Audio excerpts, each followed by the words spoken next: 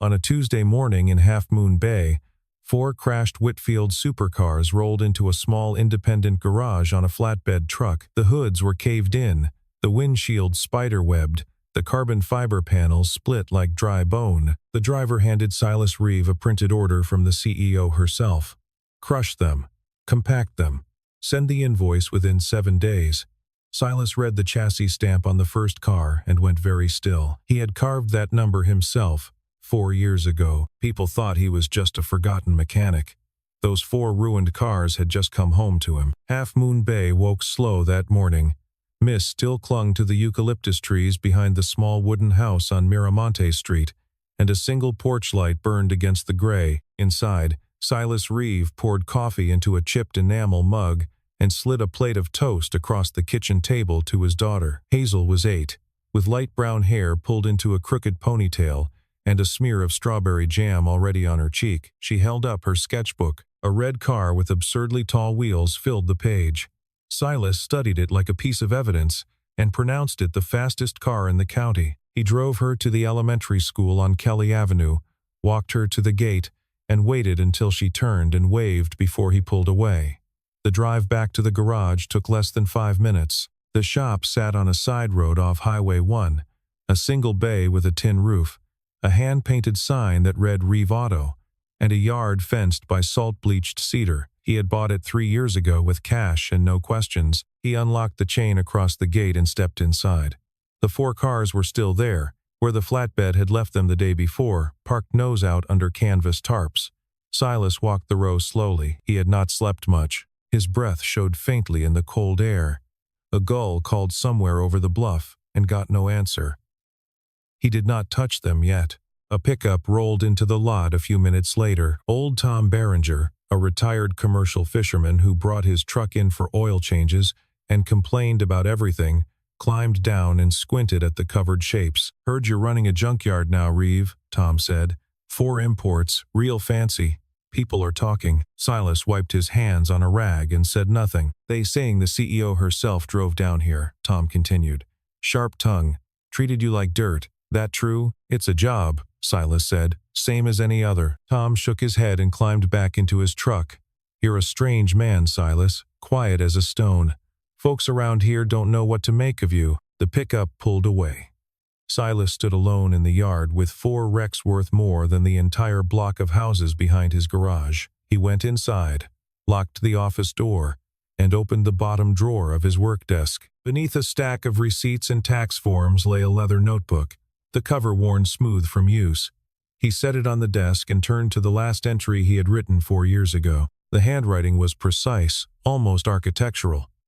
Cross-sections of suspension geometry filled the margins.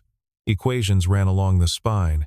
Each page was signed SR in small block letters in the lower corner. The final page held only 1 line of text, in red ink. "If the 4 come back, do not destroy them. Read them." He had written it the night he resigned. He had not believed he would ever need to. Silas closed the notebook and walked back into the garage bay.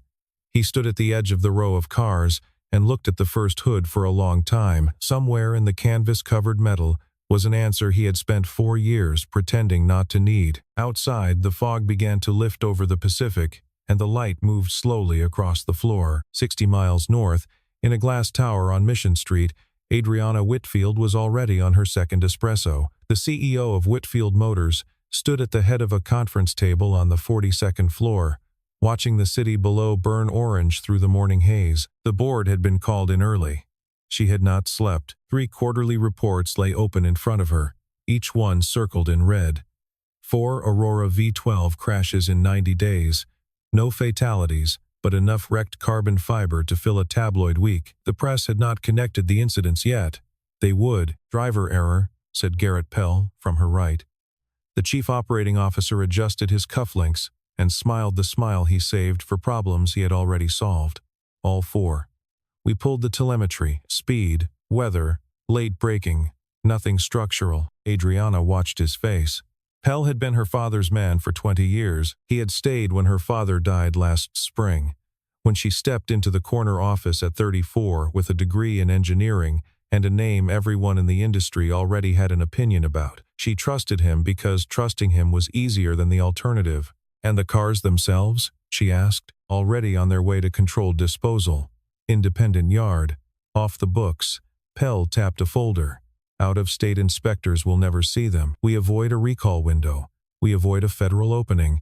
We protect the brand. Which yard? Pell did not answer immediately. He flipped to a tab. A small operation in Half Moon Bay. Owner is reliable. Discreet. Takes cash. Asks nothing. Name. Reven Auto. Adriana wrote the name down. It meant nothing to her. She watched Pell's face when she wrote it, and something there flickered.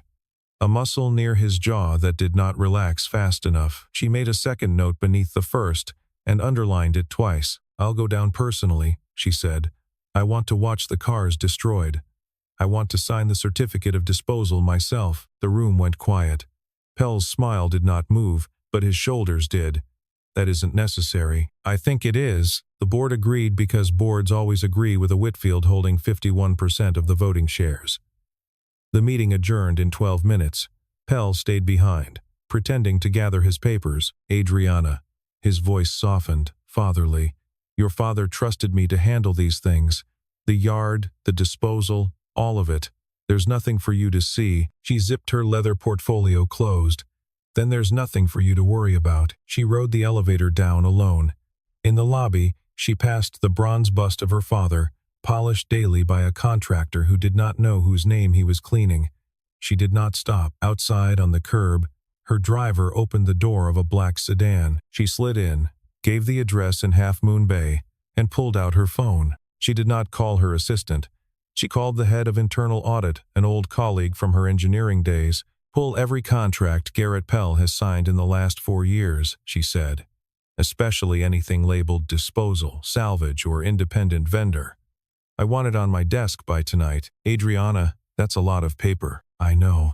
She watched the bridge slide past the window. Start with Reeve Auto. The drive south took 90 minutes.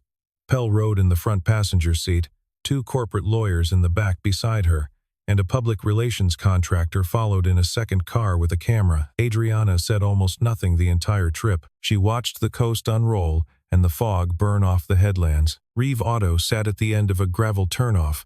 The sign was hand-painted. A weathered American flag hung limp on a pole near the office door. Adriana stepped out of the sedan, her low heels sinking slightly into the loose stone. The 4 lawyers and the camera operator fanned out behind her. The choreography was deliberate. Silas was inside the bay, wiping his hands on a shop rag. He wore a flannel shirt rolled to the forearms, jeans dark at the knees, and boots with the soles worn smooth on the inner edges. He looked up when they came in. He did not step forward. You the owner here? Adriana asked. Her voice carried in the metal space. I am. She held out a folder. One of the lawyers stepped forward and opened it for her, displaying the contract like a tray of jewelry. I need these 4 vehicles destroyed within 7 days, crushed, compacted, no salvage of parts, no resale of components, nothing. You sign here, you take the cash, you make them disappear. Silas walked over and took the folder without ceremony. He read the terms. He read them a second time. Then he looked up. Would you like to know why they crashed? He asked. The pause was almost imperceptible. Pell laughed first, a sharp, useful laugh. The lawyers smiled on cue. The contractor swung his camera up. Adriana's mouth tilted. You? Read an Aurora V12? She let the question hang. I pay 20 engineers from MIT to do that. 20 more from Stuttgart. I think your job description ends at holding the hammer. A small bell chimed at the front of the lot. Tom Berenger had returned with a friend and had stopped to watch through the chain-link fence. The friend laughed audibly. Pell stepped in smoothly. Miss Whitfield is paying for muscle, not opinions. Sign the paper. Silas folded the contract closed. He did not sign. He slid it into the back pocket of his jeans and walked, slowly, to the first covered car. He placed one open hand on the canvas tarp where it covered the hood. He closed his eyes. Adriana watched. He stood like that for perhaps 4 seconds. Then he opened his eyes and turned back to her. I'll have an answer by tomorrow morning, he said. That isn't how this works, Pell snapped. It's how it works today. Silas's voice did not rise. You leave the cars. You come back tomorrow. If you want them crushed after that, I'll crush them. Pell looked at Adriana. He expected her to bark. She did not. She studied the man in the flannel shirt for longer than was comfortable. Then she nodded once, sharply. "Tomorrow morning," she said. 8 o'clock. The convoy reversed out of the gravel lot. As her sedan pulled away, Adriana looked back through the rear window. Silas was still standing beside the first car, his hand resting on the canvas, his head slightly bowed. Mechanics did not stand like that. She filed the image away and reached for her phone. The garage stayed open past midnight. Hazel had gone to bed at 8, after a bowl of pasta and a chapter of a book about a girl detective. Silas had kissed her forehead, pulled the quilt up, and left the hallway lamp on the way she liked. Then he drove the half-mile back down to the shop and locked the door behind him. He pulled the canvas off the first Aurora. The car looked worse uncovered. The front end had folded almost symmetrically, like a paper accordion, and the driver's side door bore the parallel scrapes of a guardrail. Silas circled it twice, photographing it from every angle with an old digital camera that had no internet connection. Then he opened his tool chest. He did not dismantle the car the way a salvage yard dismantles a car. He dismantled it the way a coroner opens a body. Each bolt was loosened in sequence, each component photographed before removal. Each piece set on a long folding table he had cleaned that afternoon. The lower control arm of the front left suspension came off at 1 in the morning. He carried it under the work lamp and clamped it gently in a vise. He measured the bushing housing with a pair of digital calipers older than the shop. He measured it 3 times. The reading came back the same each time. 0.4 millimeters out of specification. The bushing inside the housing was not the original part. The part numbers stamped into the metal had been ground off, but the casting marks remained. Silas knew those casting marks. They belonged to a second-tier supplier in the Midwest that had been rejected from the original spec sheet because their fatigue life was 38% below the design floor. He sat on a low metal stool and stared at the part in the vise for a long time. By 4 in the morning, he had moved to the second car, same finding. The third car, the same. By the time the sun came up over the hills to the east, he had confirmed it on all 4. Same supplier, same out-of-spec part, same failure mode. The cars had not crashed. They had been engineered to crash, eventually, by whoever had signed the change order. A black sedan pulled into the gravel at 3 minutes past 8. Adriana stepped out alone. Pell had not come. She walked into the bay and stopped at the edge of the long folding table. Silas was wiping his hands on a clean rag. He did not greet her. He gestured to the table. "What am I looking at?" Adriana asked. 4 lower control arms. 4 bushings. 4 crashes. He paused. 1 decision. She bent over the table. She had grown up around cars. Her father had taught her to read a teardown before he taught her to read a balance sheet. She picked up the first bushing, turned it in the light, and her mouth tightened. "Where is the original part number?" "Ground off. The casting marks remain." She set the part down slowly. "Who supplies this?" "Kessler Industries, Cleveland. They were rejected during the prototype phase. Their fatigue life is 38% under spec." "Who would know that?" "Anyone who read the original procurement file." He met her eyes. "Anyone who signed the change order to bring them back in." Adriana was silent for a long moment. Then she pulled out her phone and stepped outside into the gravel lot. Through the open bay door, Silas heard her give one terse instruction to her audit director, Kessler Industries. Every contract, every signature. Today, when she came back inside, she was paler than when she had left. "You're not a mechanic," she said quietly. Silas did not answer. She did not push. Not yet.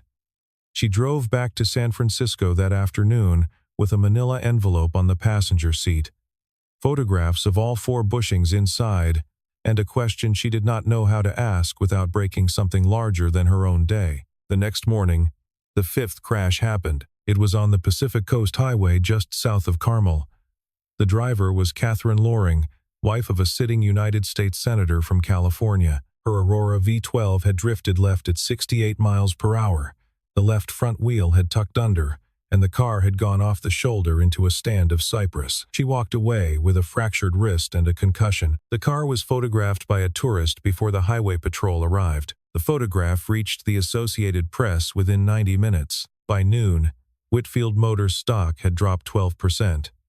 By 2, the National Highway Traffic Safety Administration had issued a preliminary inquiry letter. By 3, A senator's office in Washington had called for hearings. Garrett Pell sat in Adriana's office on the 42nd floor and spread his hands. Driver error. Loring drives like she's 20. She was speeding. We have the data. Show me the telemetry. I'll have it pulled. Now, Garrett. He hesitated. It was a small hesitation, but Adriana had been watching for it. He stepped out to make a call, and she pulled a thumb drive from her drawer. The drive contained an internal extract from the engineering archive that her audit director had recovered overnight. She knew what was on it. She had read it on the drive back from Half Moon Bay. When Pell returned, she did not mention the drive. Halt the destruction of the 4 cars in Half Moon Bay, she said. Effective immediately. I want them preserved as evidence. Pell's face did not change. His shoulders did. Adriana, that is a serious mistake. Preserving those vehicles opens us up to discovery. Right now they are private property. The second you preserve them, they become exhibits. I'm aware. At least let me handle the chain of custody. I'll have a team move them to our facility in Fremont. No. Her tone was final. They stay in Half Moon Bay. I'm assigning private security to the yard, around the clock. No one moves anything without my written order. Pell stared at her. For the first time in their working relationship, he did not bother to smile. You don't understand what you're doing. Then explain it. He did not. He left the office. Adriana watched him through the glass wall as he walked down the corridor and stepped into his own office and closed the door. Then she opened the thumb drive on her secure terminal and read the original engineering files her father had paid Silas Reeve to develop 9 years earlier. That night, in Half Moon Bay, Hazel sat on the kitchen counter while Silas heated soup on the stove. She was working on a new drawing. A second car, sleeker than the first, with 2 seats and no roof. She held it up. Daddy, did you used to make cars like this? Silas turned slowly from the stove. He looked at her drawing. A long time ago. Before you were big, why did you stop? He stirred the soup. The pot ticked against the burner. Sometimes people who own a thing don't take care of it the right way, he said finally, and you have to step back so you don't help them break it. Hazel considered this in the serious way she considered most things, like when Maddie at school broke my colored pencils on purpose. Something like that. She nodded, satisfied, and slid down off the counter. Outside the window, a pair of headlights swept the road and kept going. Silas watched them disappear into the fog. Adriana came alone the next morning. No driver, no lawyers, no Pell. She drove the coast road herself, in an old sedan she kept in the garage at her condo, a car her father had given her when she finished her master's degree. She arrived at Reeve Auto at 6:40 in the morning. The fog was still on the ground. Silas was already inside. He had been there since 5. The long folding table had grown. 4 control arms, 4 bushings, 4 sets of brake calipers, 4 sets of steering column inputs, each component labeled in his careful block printing. The garage looked less like a shop and more like a forensic lab. She walked the length of the table without speaking. He let her. What am I looking at now? She asked finally. A pattern. Same failure point on every car. Same component, same supplier, same out-of-spec dimension. The cars didn't crash.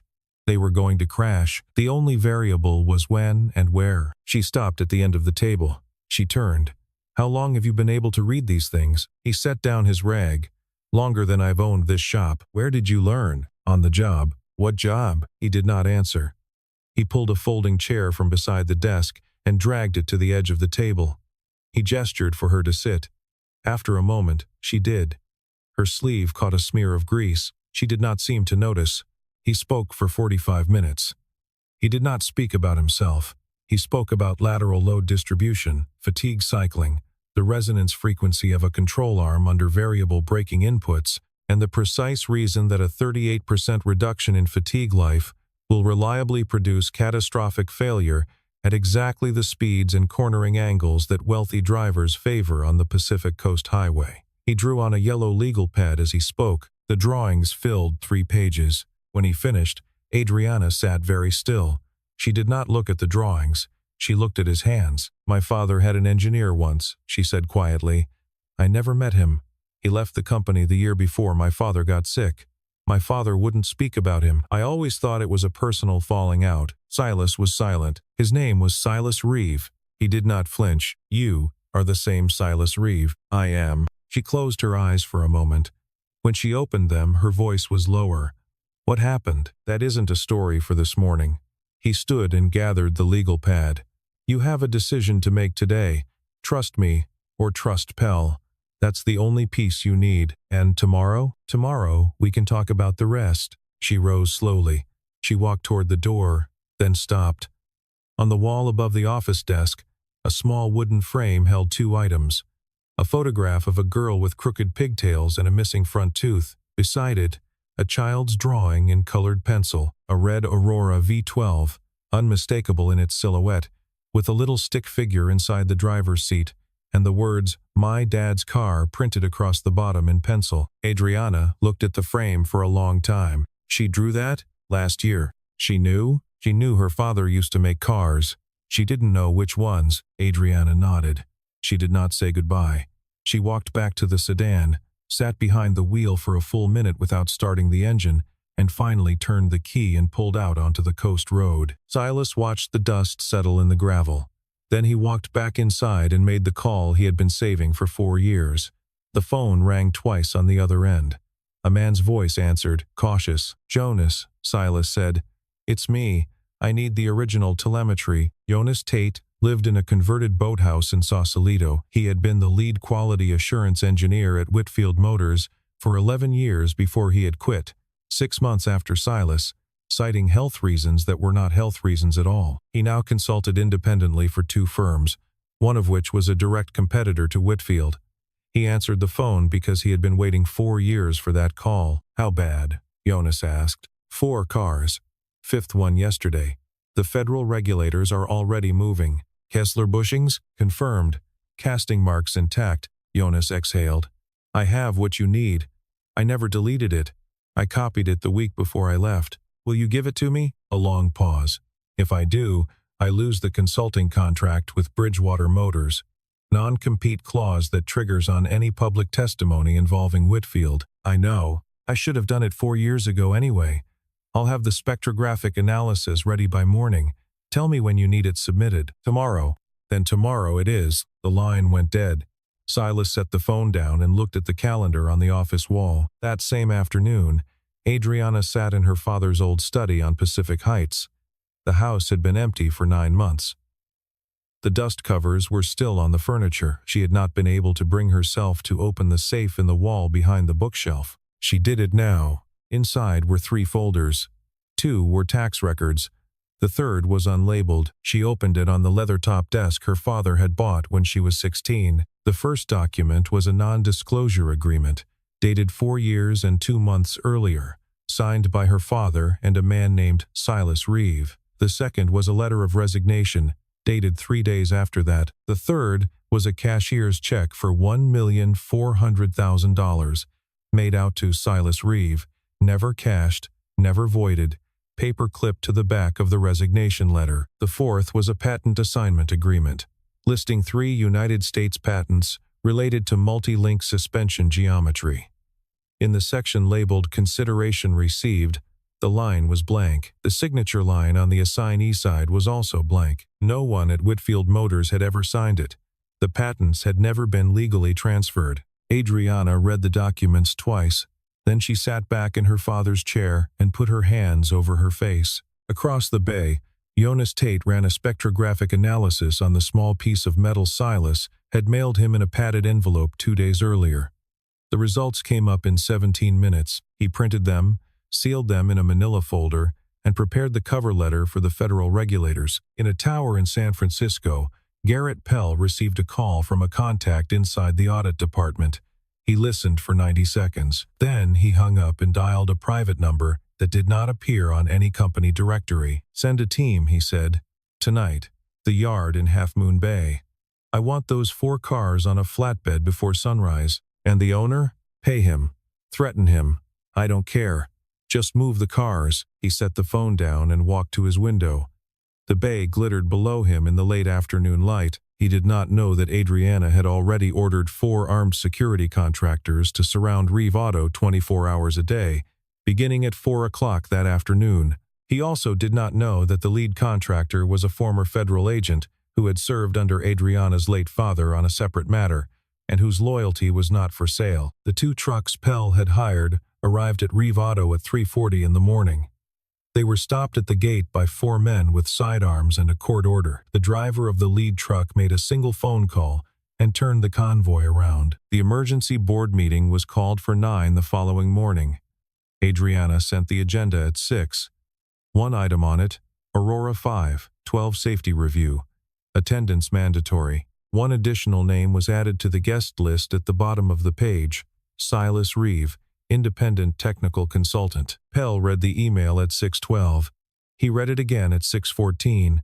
He went to the gym for 40 minutes and came back composed. Silas arrived in the lobby at 8:45. He wore the same flannel shirt, washed but not pressed, the same jeans, the same boots. He carried a leather notebook and a laptop in a canvas messenger bag. The receptionist did not know what to do with him. Adriana came down personally and signed him in. In the boardroom, 12 faces turned when the door opened. The chief financial officer raised an eyebrow. 2 outside directors exchanged a look. "Are we hiring out of the body shop now?" Pell said, loud enough for the room. "Creative." Silas set the laptop on the long table. He did not respond. Adriana stood at the head of the table. "Garrett, sit down." He sat. Silas opened the laptop. The boardroom screen lit up.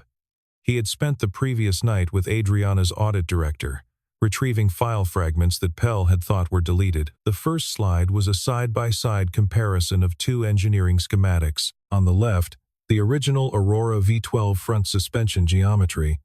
On the right, the version currently in production. The difference was a single component, highlighted in red, the lower control arm bushing, Silas said. On the original spec, this part was sourced from Brennan Precision in Michigan. Fatigue life rated to 1.2 million cycles. On the production spec, this part is sourced from Kessler Industries in Cleveland. Fatigue life rated to 740,000 cycles, 38% reduction. Cost savings per car, $71 and change. Estimated annual savings at current volume, approximately $4.1 million. He clicked to the next slide. Photographs of the 4 bushings from the Half Moon Bay garage laid out on the folding table. Casting marks circled in red. Next to them, a photograph of the bushing from the 5th crash recovered from the highway patrol impound that morning. Same casting marks. The 4 cars at my shop were not victims of driver error. Neither was the 5th. They failed at a known weakness, on a known timeline. The only question was who would be inside them when they failed. The chief financial officer leaned forward. "Mr. Reeve, who authorized the change order on this component?" Silas clicked again. A document filled the screen. A change order request, dated 3 years and 4 months earlier, signed by Garrett Pell. Beneath it, a cost savings memo, also signed by Pell, with a handwritten note in the margin. "Push it through. SR will not be reviewing." The room went very still. Pell stood up. He was still smiling, but the smile had gone thin. "This is a setup. He's a disgruntled former employee with a personal grudge. Any first-year lawyer will tear this apart." Silas did not look at him. He clicked to the final slide. 3 patent numbers, all current, all listed at the United States Patent and Trademark Office, all under the name Silas Reeve, issued 9, 8, and 7 years ago, never legally assigned to Whitfield Motors. Currently in active use on every Aurora V12 in production. "For the past 4 years, Silas said quietly, "this company has been manufacturing and selling a vehicle that depends on 3 patents it does not legally own. The man who never signed the assignment is sitting in this room. The man who deleted his name from your system to hide that fact is also sitting in this room." He closed the laptop. The silence that followed was the kind of silence a room makes when 12 people understand, simultaneously, that the next sentence anyone speaks will change their lives. Pell pulled out his phone and began to dial. Adriana, still standing, said one word, "Don't." Pell did not stop dialing. He turned slightly toward the window and held the phone to his ear. The call connected for 2 seconds before 2 of the security contractors Adriana had assigned to the building stepped into the boardroom and stood near the door. Pell saw them and lowered the phone. "Garrett," Adriana said. The truck you called 4 nights ago to move the cars from Half Moon Bay was stopped at the gate. The driver is cooperating with our internal investigators. Everything in the back of that truck is now logged into evidence, including the 2 boxes from your office that were already loaded. Pell's face did the small thing faces do when an exit they had counted on closes. What boxes? The handwritten ones, 4 years of them. He sat down. The boardroom waited. Adriana looked at Silas. Silas nodded slightly. She turned back to the table. 2 hours ago, an independent engineering firm in Sausalito submitted a sealed analysis to the federal regulators regarding the Kessler bushing. The analysis confirms what Mr. Reeve has shown us. The author, Jonas Tate, has agreed to testify. There is also one Aurora V12 scheduled for a private press demonstration next week. According to internal records, that car was built to the original specification, with the Brennan bushing, because the press team requested factory tolerances. Garrett had filed paperwork yesterday to have it pulled and crushed before delivery. The paperwork is in those same boxes. The chief financial officer closed her eyes. The 2 outside directors began to whisper. Pell stood up one more time. His face had gone the color of bone.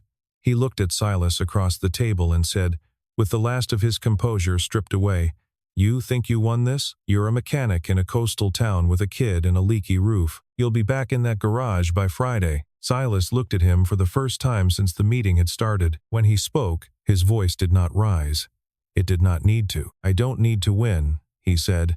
"I just need those 4 cars left intact, so they can speak for themselves." The room did not move. The 2 contractors stepped forward. Pell did not resist. He set his phone on the table and walked between them out into the corridor. The door closed behind him. For perhaps 15 seconds, no one in the boardroom spoke. Adriana finally sat down. She set both palms flat on the table and looked at her board. "I am calling for a forensic audit of the past 4 fiscal years," she said, "effective immediately. Mr. Reeve will consult on the engineering side. Outside counsel will be retained to advise on the patent matter. We will self-report to the federal regulators before the end of business today. We will announce a voluntary recall of every Aurora V12 currently in service tomorrow morning. We will set aside a reserve to cover the recall, the patent settlement, and the criminal cooperation. Estimated cost, $60 to $80 million. The chief financial officer said. "The stock will drop another 15%. "It will recover," Adriana said. "It will not recover if we do this any other way." The room voted in 20 minutes. The recall went public the following morning. Pell was indicted within a week on charges including wire fraud, securities fraud, and reckless endangerment. The senator from California publicly thanked Whitfield Motors for its transparency, which surprised exactly no one who had been in the room. That afternoon, a payment of $2,700,000 was wired to the personal account of Silas Reeve. The line items were broken out on the statement: $1,400,000 for the unpaid resignation severance from 4 years prior, $800,000 for retroactive patent licensing on the 3 suspension patents, calculated at industry standard rates for the period of unauthorized use, $500,000 for forensic engineering consulting on the recovery of the 4 crashed vehicles. Silas stared at the statement for a long time before he closed the banking app. Then he drove home and made his daughter pancakes. Saturday in Half Moon Bay was cool and bright. The fog had lifted by 10. A light wind moved off the Pacific and dried the gravel in the yard. Somewhere out past the breakers a fishing boat hauled its lines, and the gulls argued over what was left. Silas sat on the wooden step outside the office, drinking coffee from the same chipped enamel mug, watching Hazel work on a new drawing on the small camp table he had set up in the shade. The garage was almost empty. The 4 Aurora V12s had been moved 3 days earlier, sealed and crated, to a federal evidence facility in Sacramento. The yard looked larger without them. It also looked quieter. A black sedan turned into the gravel just past noon. Silas did not need to look to know whose it was. Adriana stepped out wearing a charcoal sweater, jeans, and flat boots. No portfolio. She carried 2 paper cups of coffee from the small bakery in town. She paused at the edge of the gravel, as if waiting to be invited closer. Silas tilted his head toward the empty step beside him. She came over and sat. She handed him a cup. He took it without comment. Hazel looked up from her drawing. Hi, Adriana said. "I'm Adriana, I know. my dad said. Adriana glanced at Silas. He kept his eyes on the road. Hazel slid down off her bench and brought her drawing over. It was a car, a clean two-seater, no roof, sleek lines, the kind of car Silas had drawn in the margins of his notebook 100 times. On the driver's side, a small label in colored pencil read DAD. On the passenger side, a second label, in the same hand, read her. Hazel set the drawing in Adriana's lap. Adriana did not speak for several seconds. She traced the edge of the paper with one finger. Then she folded the drawing carefully and slipped it into her coat pocket. "Thank you, Hazel. You can keep it. I'd like to." Hazel returned to her camp table. Adriana turned to Silas. She reached into her bag and withdrew a single envelope. She set it on the step between them. "This isn't a contract. It isn't a settlement. The settlement is already paid." Silas looked at the envelope. "It's an offer. A separate research and development division of Whitfield Motors, based here on the coast. Half Moon Bay or Pacifica or wherever you want it. You run the engineering. You report to me, no one else. You don't have to move. You don't have to wear a tie. The patents stay in your name. The work is yours." He did not pick up the envelope. "I don't expect an answer today. I don't expect an answer this month. I owe you a choice. My father didn't give you one. I want to." He set down his coffee. He looked out at the road, at the empty yard, at the silhouette of his daughter bent over her drawing in the late morning sun. "I'll think about it," he said. Adriana stood. She brushed gravel off her jeans. "Next week," he added, without looking at her, "come by. Hazel's making cookies." Adriana paused. She nodded, more to herself than to him. Then she walked back across the gravel to the sedan. She did not look over her shoulder to see who was watching. For the first time in a long time, she did not need to. Neither of them had been looking for this. But 4 crashed cars had found their way to the only man who could read them, and to the only woman willing to listen.